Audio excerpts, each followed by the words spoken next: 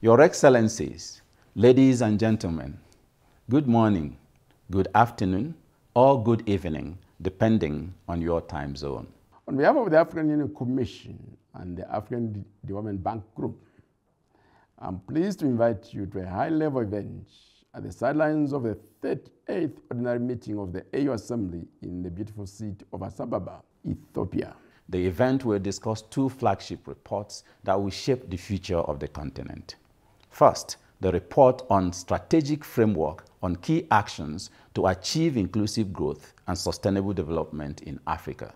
And the technical and operational report of the African Financing Stability Mechanism, or AFSM. The study on strategic framework on key actions to achieve inclusive growth and sustainable development in Africa was completed following extensive research and consultations with African and global development experts and with the member states.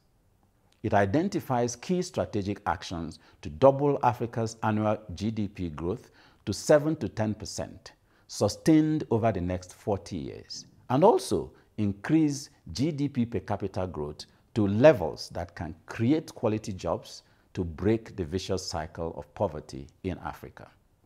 The findings in the report confirms that with the right strategic actions implemented by the African member states, the African continent has what it takes to achieve the required high rates of economic growth and break the vicious cycles of poverty in Africa. This will require accelerating investments in productivity in key economic sectors. The proposal for the establishment of the AFSM, on the other hand, follows the decision of the Assembly of the African Union Heads of State and Government and a decision Assembly AU/DEC 817/35 of February 2022, which called for the establishment of an African Financing Stability Mechanism and directed the African Union Commission and the African Development Group to work with all relevant stakeholders to accelerate the operationalization of the mechanism and its growth.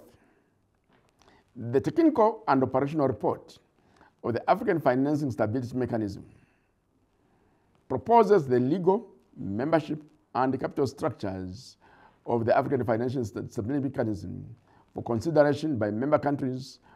Following a cost-benefit analysis, the report estimates that the African Financial Stability Mechanism will save Africa about $20 billion in debt servicing costs by 2025 if duly implemented.